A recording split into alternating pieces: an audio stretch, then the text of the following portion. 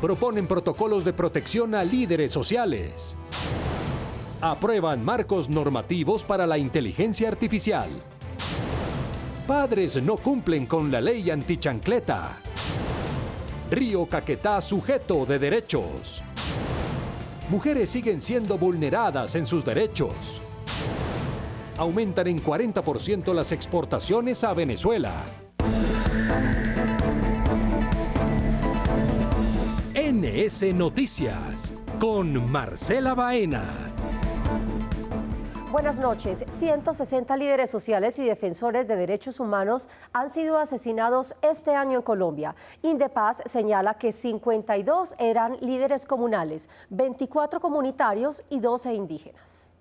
De acuerdo con datos de Indepaz, este año han sido asesinados 160 líderes sociales y defensores de derechos humanos, siendo los líderes comunales, comunitarios y los indígenas los más afectados. Un país que tiene que defender tanta violación de derechos humanos a lo largo y ancho de la patria, que sus propios defensores tengan semejante cantidad de amenazas. Ante este panorama, se busca establecer medidas que permitan proteger a los defensores de derechos humanos y reconocer su labor. Este proyecto de ley integra y recoge toda la normatividad, tanto nacional como internacional, que está en los tratados internacionales. Poner las garantías de largo plazo en que no será posible en este país que se le violen los derechos también a los defensores y defensoras de derechos humanos. El proyecto establece el 24 de marzo como el Día Nacional de la Conmemoración de los Defensores de Derechos Humanos, a fin de visibilizar su trabajo en pro de las comunidades. Todo está listo para que se implemente la inteligencia artificial en el país. Fue aprobada la normatividad que da alineamientos para uso, intercambio y aprovechamiento de la infraestructura de datos del Estado. Lo que se quiere es crear una gran base de datos con toda la información pública de todos los colombianos y de esta manera, a la hora de formular proyectos y políticas públicas, tener como base la información que reposa en el gran centro de datos. Que el Estado colombiano va a tomar decisiones basadas en datos, decisiones basadas en la evidencia, y el impacto a nivel de políticas públicas se va a ver en el bienestar y la calidad de vida de los colombianos y las colombianas. La información estará protegida por la ley de Habeas Data y solo será una guía estadística. No se crea una agencia nueva, no se crea burocracia nueva, simplemente la Agencia Nacional Digital que ya existe recaudaría todos los datos del país en una central de datos anónima, por así llamarlo. Que esto va a permitir una mayor agilidad en el tema tanto en la administración pública, pero también en todos los sectores de la economía en Colombia. La iniciativa está a un debate de la plenaria del Senado para ser aprobada como ley y posteriormente será sancionada por el presidente de la República. Una carrera contra el reloj comenzó el Senado para tramitar al menos 8 grandes reformas antes de que termine este periodo legislativo. El tiempo apremia y el gobierno ya anunció que convocará a extras. Con el pie en el acelerador, el Senado tiene apenas 18 días para tramitar de aquí al 16 de diciembre una muy compleja agenda legislativa. En el listado figuran la ley de financiamiento, el presupuesto bianual de regalías, la reforma laboral, reforma a la salud, reforma política, reforma a la justicia, jurisdicción agraria, sistema general de participaciones, entre otras. La situación llevó al gobierno a anunciar la convocatoria a sesiones extraordinarias. 3 semanas no, 4 con las extras que vamos a convocar. Ahí le doy la chiva. La más colgada y sobre la cual hay una mayor urgencia es la ley de financiamiento, que permitiría recoger vía nuevos impuestos 12 billones de pesos que le hacen falta al presupuesto del próximo año. Ese gobierno no tiene nada en consenso, su arrogancia no les permite eso. Yo creo que no van a pasar ninguna de las reformas del gobierno este año. Simultáneamente avanza el proyecto de presupuesto bianual de regalías, vital para las regiones porque les asigna 30.9 billones de pesos. La iniciativa que reglamenta la nueva jurisdicción agraria parece no tener problemas. Los campesinos y campesinas que han sido desplazados, que han sido las víctimas de la violencia, que son justamente el sujeto más débil en este tipo de conflictos, tengan las garantías. Las reformas a la salud, laboral, política y la reforma a la justicia tienen en el factor tiempo a su principal enemigo. Bueno, unas van a pasar, otras no. El gobierno tendrá que preparar un decreto de llamado a extras del Congreso, unos días, porque algunas se quedarán pendientes. Si el Congreso nos dedicamos a laborar como se debe trabajar, seguramente vamos a avanzar bastante en la agenda legislativa y en los proyectos que tanto necesita nuestro país. La ley antichancleta, aprobada hace 3 años, prohíbe el castigo físico y cualquier tipo de violencia contra menores de edad. Pero todavía, en 2024, se registraron 71.000 casos que violan esta ley. De acuerdo con datos del ICBF, este año las comisarías de familia han atendido 71.000 casos de vulneración de derechos de los menores. Para expertos, Colombia ya cuenta con leyes que protegen a esta población, lo que falta es su implementación para lograr que estas cifras disminuyan. Debe pasar de lo escrito a la acción y debe pasar haciéndose de manera intencional, direccionada, sistemática y sobre todo bajar a los territorios. A fin de analizar los avances en la implementación de la ley antichancleta aprobada en 2021, senadores de la Comisión de Infancia y Adolescencia realizaron una audiencia donde evidenciaron algunas falencias. Nos falta articulación, nos faltan recursos para poder de verdad garantizar que las acciones, los programas, la política pública que se establezca a través de la normatividad llegue al territorio. Por ejemplo, en el tema de violencias. En el tema de violencias todavía seguimos teniendo grandes desafíos para dar una respuesta articulada entre las diferentes organizaciones a tiempo y eficaz. Para expertos es de gran importancia formar a las familias para que tengan otras herramientas de corrección de los menores y así se protejan no solo de la violencia en sus hogares, sino en escenarios externos. Un proyecto de ley prohíbe a las instituciones médicas y bancos de sangre negarse a recibir la donación de sangre de personas de la comunidad LGBTIQ+. Basados en el derecho a la igualdad y el principio de no discriminación, personas de la comunidad LGBTIQ+ podrán donar sin ningún problema en cualquier banco de sangre y sin que sean discriminados por su condición sexual. Pues no sea el único requisito o la única opción para garantizar que realmente se haga el proceso. La ley nace de un fallo de la Corte que en una parte aclara que las personas LGBTI no son sujetos de riesgo y no deben quedar registrados en ninguna base de datos por su condición sexual. Que busca justamente que avancemos en algo tan clave como es permitir y promover la donación de sangre. En la actualidad, el Ministerio de Salud y el Instituto Nacional de Salud no permiten a los hombres que tienen relaciones sexuales con otros hombres, así como a las mujeres trans, donar sangre por ser una población de mayor riesgo de exposición al VIH y otras enfermedades. Hace 10 años se advirtió que en 2024 habría crisis de agua en Bogotá por su modelo insostenible. Hoy somos testigos de la crónica de una sequía anunciada. En debate de control político fue cuestionada la actual administración y las anteriores por no acatar las alertas. El 78% del agua ahorrado en el primer esquema de racionamiento de Bogotá se vendió en bloque a algunos municipios que necesitan ser abastecidos, lo cual fue cuestionado en el debate de control político realizado al alcalde de la capital, especialmente el modelo que permite esta venta. En medio del racionamiento, con el desabastecimiento de agua, se ha vendido más agua en bloque de lo que vendimos el año pasado.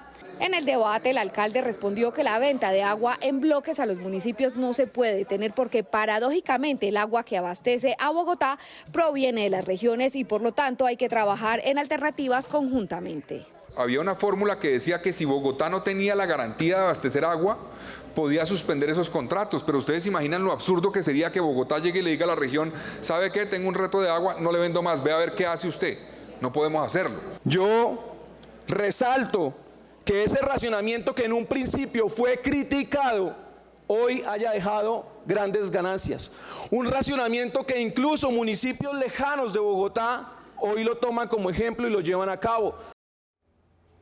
La ganadería ocupa alrededor de 34 millones de hectáreas del país. Es necesario regular esta labor para proteger el medio ambiente, el quid del proyecto de ley que se discute en el Senado.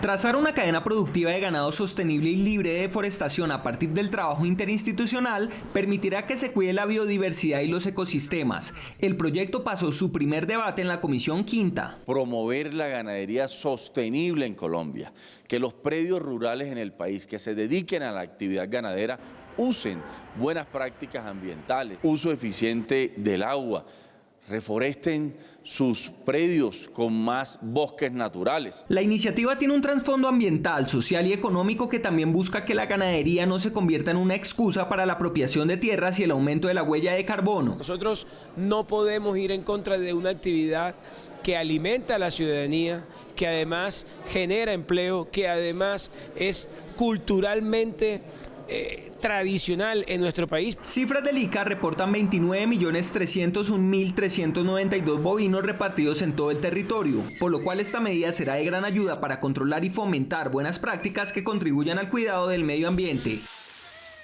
El presidente del Congreso recibió en visita oficial a la presidenta de Kosovo, Vjosa Osmani. Participó en la celebración del Día de la No Violencia contra la Mujer y desde Barranquilla advirtió que la reforma laboral del gobierno afectaría a las MIPYMES. 450.000 empleos podrían perderse.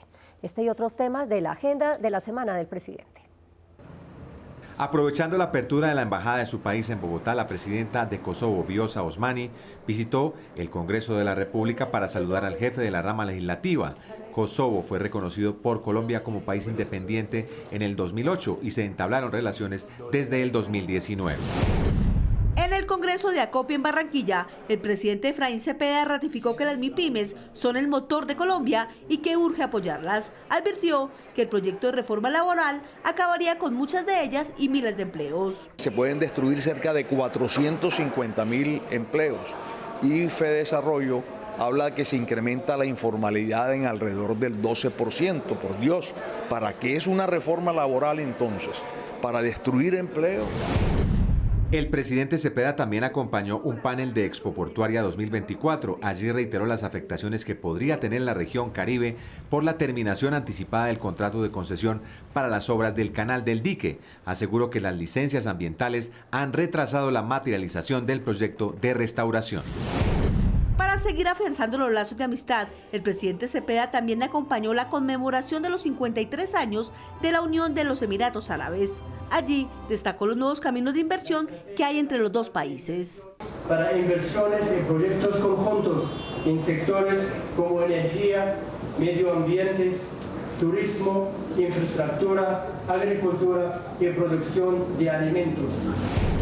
El presidente del Congreso también se unió al Día de la No Violencia contra la Mujer. Cepeda dijo que es necesario seguir legislando en proyectos que protejan a las mujeres y a las niñas para no ser violentadas.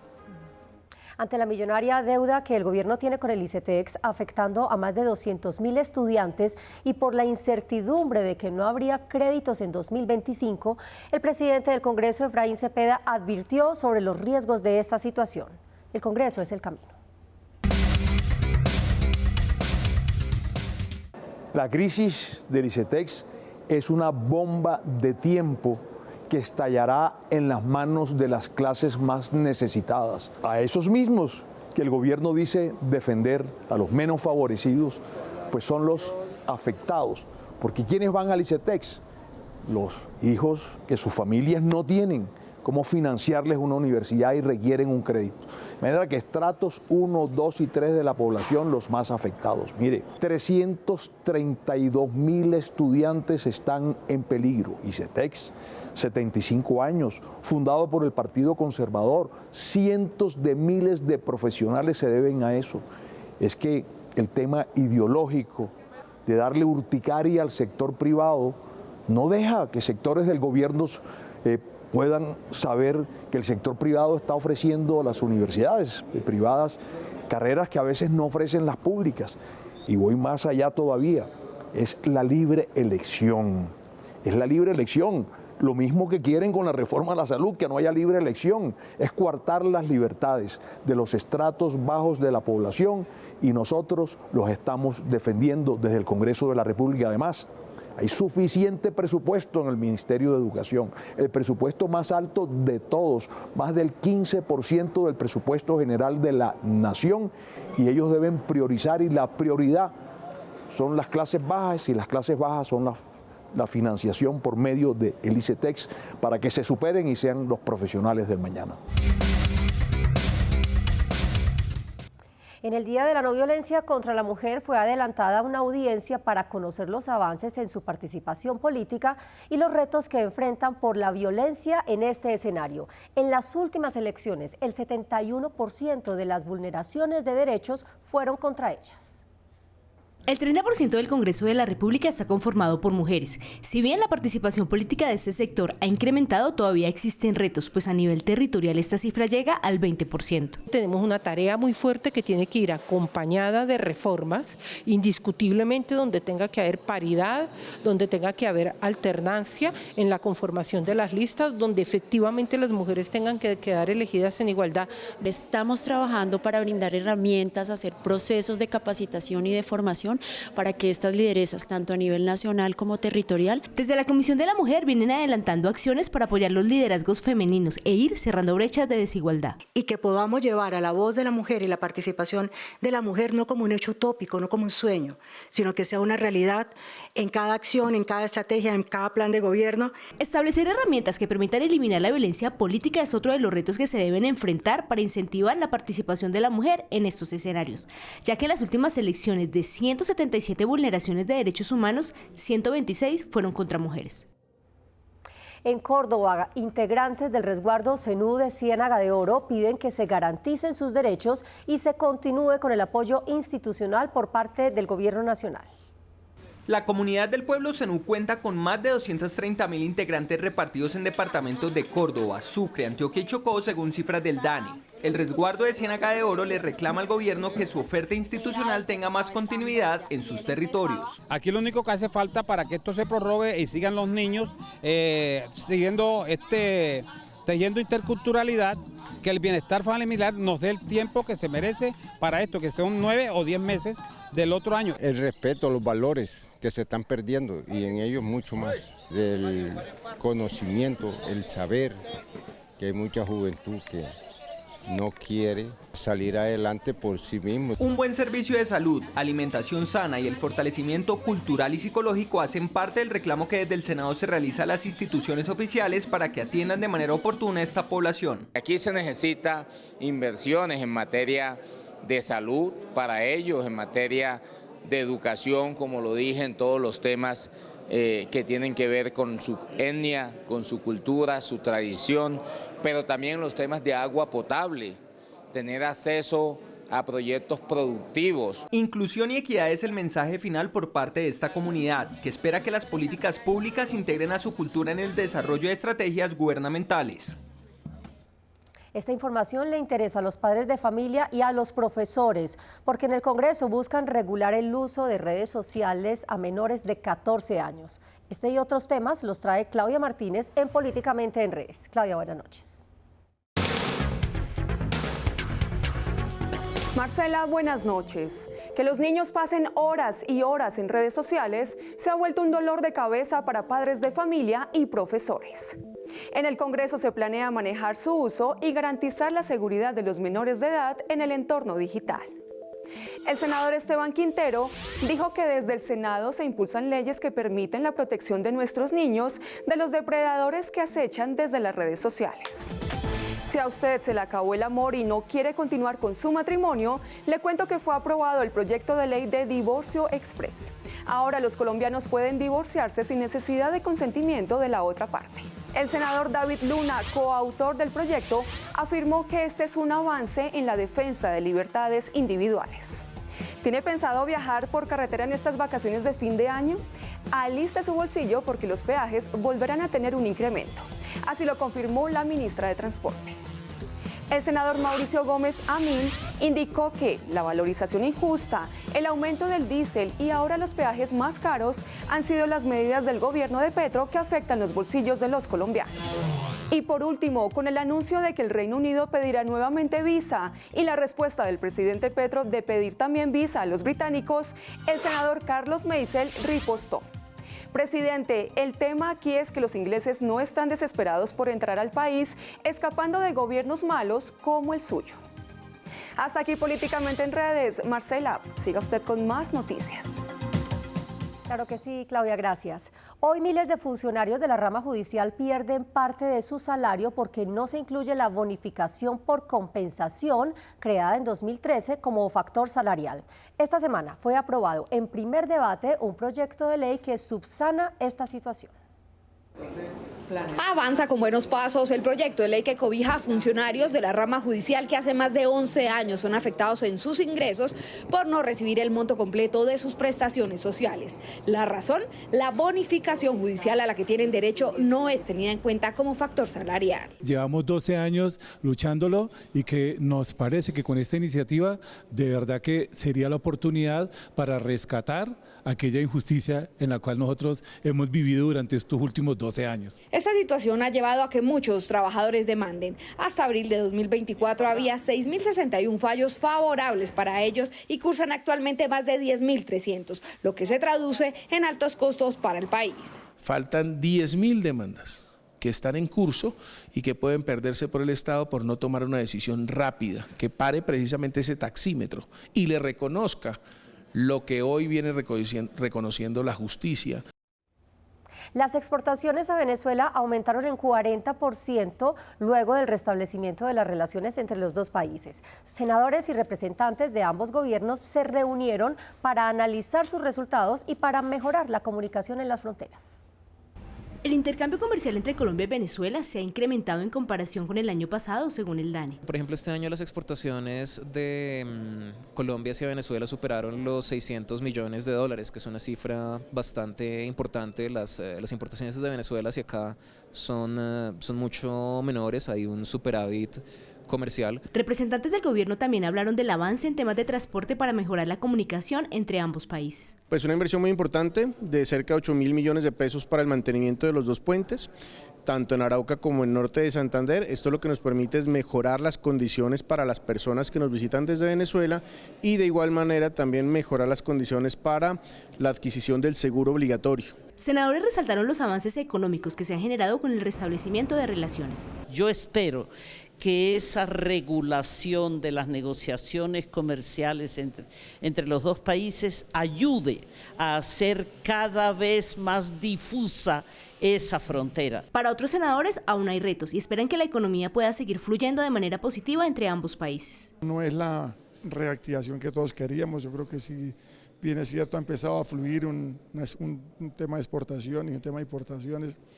Todavía está muy distante de la meta que teníamos. De acuerdo con datos suministrados por el Ministerio de Comercio, este año Colombia ha invertido alrededor de 7 millones de dólares en Venezuela y Venezuela ha invertido en Colombia $1 millón. Una delegación del Congreso viajó esta semana a Ucrania para reunirse con el presidente Zelensky con el fin de buscar otros países un cese de hostilidades en el conflicto con Rusia. En medio de una creciente tensión mundial por el recrudecimiento del conflicto entre Rusia y Ucrania, por la autorización del uso de misiles provenientes de la OTAN, una comisión del Congreso de la República viajó en las últimas horas a Kiev, capital ucraniana, con el fin de buscar un posible acercamiento para evitar un conflicto mayor. Vamos muy motivados a también proponer la resolución del conflicto, el cese de las hostilidades y seguramente Colombia a ofrecerse en lo que fuere necesario. La comisión está integrada también por los senadores Germán Blanco del Partido Conservador y Jorge Benedetti de Cambio Radical, además de 2 representantes a la Cámara. Todos nos vemos afectados en la balanza comercial, en el intercambio de cooperación, en la integración de nuestros pueblos. Es la primera vez que una comisión oficial del Congreso de Colombia realiza una visita tan arriesgada en medio de una guerra que cumple 2 años y 10 meses desde que el ejército ruso invadió a Ucrania. Un emotivo encuentro se dio entre estudiantes del Colegio Campestre y la Casa de las Leyes. Los jóvenes llegaron al Congreso para realizar una visita guiada de la mano de la senadora Jenny Rosso. Durante el recorrido por el Capitolio conocieron su funcionamiento, historia, arquitectura y arte. También saludaron a varios congresistas y al presidente del Congreso. Es importante que sepan dónde nace la democracia, dónde se hacen las leyes, dónde se hacen los derechos y deberes de los colombianos, que sepan todo lo que trabajamos nosotros en pro de nuestro país. Buscando el desarrollo del Casanare, la senadora Sonia Bernal lidera en Yopal el programa Conexiones que Transforman. Decenas de jóvenes son motivados para explorar nuevos horizontes en educación, empleo, cultura y emprendimiento.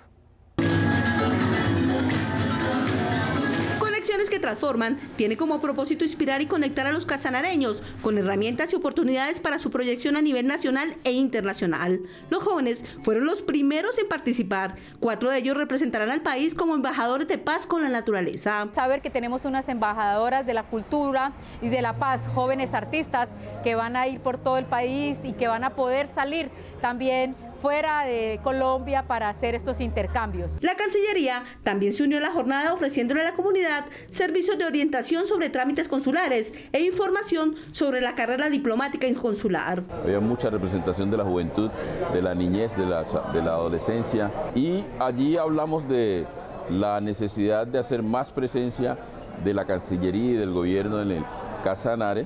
El evento se realizó en el municipio de Yopal, en el auditorio de la Cámara de Comercio, y reunió a más de 300 asistentes, incluidos gremios, empresarios y alcaldes de la región. En el mes de febrero se realizará otra jornada de formación. La ley que da vida al funcionamiento de las cooperativas lleva más de 30 años sin ser reformada. Por eso avanza en el Senado el proyecto que busca cambiar los estatutos de creación y actualizarlas a la realidad del país. Lo que se quiere es que los procesos sean más expeditos para el funcionamiento y que los aportes sean más asequibles para la creación de una cooperativa. Que había unas limitaciones que establece la ley y nosotros estamos dejando esto a que con el sano criterio de quienes la integran se puedan establecer unos capitales para su creación. Y lo segundo, el número de personas que se asocian para hacer una cooperativa, que esas personas puedan ser mínimamente 3, es absolutamente fundamental. Reconocer al río Caquetá como sujeto de derechos es la razón principal del proyecto que busca protegerlo y garantizar su conservación, uso sostenible y restauración en sus 2.800 kilómetros de recorrido. Con este proyecto biodiverso nos despedimos por hoy. Gracias por acompañarnos. Los esperamos en nuestra próxima emisión. Hasta entonces. De esos 2.800 kilómetros, 1.200 recorren el país. Por eso este es uno de los afluentes más importantes de Colombia al ser un eje para la biodiversidad, cultura y el bienestar de comunidades que dependen de él. Estas son las razones por las que el Senado promueve sus cuidados. Creemos que este proyecto de ley va a cuidar, va a proteger, le va a brindar todas las garantías a un río que le ha prestado el servicio a este país, que ha protegido nuestra fauna, nuestra flora, nuestro medio ambiente. Su paso por los departamentos del Cauca, Putumayo y Caquetá, además de su amplia diversidad de flora y fauna, lo convierten en uno de los ríos más importantes de Colombia. Un río representa un ecosistema vivo que tiene vida en sí mismo, pero que garantiza vida también para otros seres. El proyecto, que coloca al río como el centro de una política sostenible, reconoce su importancia en la lucha contra el cambio climático y fomenta su conservación como clave para un futuro equilibrado y resiliente.